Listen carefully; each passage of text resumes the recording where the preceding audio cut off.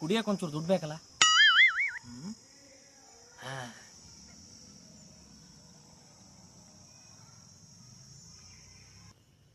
ಇವನು ಯಾಕೆ ಮಾಡಿದ್ನ? Hello ಹೇಳ್ರಜ. ಶಣ urgent 1,000 ರೂಪಾಯಿ ಫೋನ್ ಪೇ ಮಾಡ್ಲೆ. ಇವಾಗಿನ 1,000 ಬೇರೆ ಫೋನ್ ಪೇ ಮಾಡಿರ್ಲಿಪ್ಪ. ಕ್ಯಾಶ್ ಬೇಕಾದ್ರೆ ಐತ್ ನೋಡು. ಇಲ್ಲ ಫೋನ್ ಪೇನೇ ಬೇಕಿತ್ತು. ಸರಿ ಸರಿ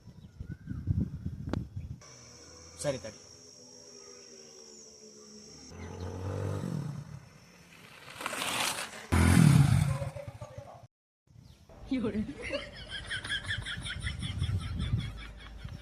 ₹1,000 ಕ್ಯಾಶ್ ತಂದಿಲ್ಲ ಕೊಡಲಿ.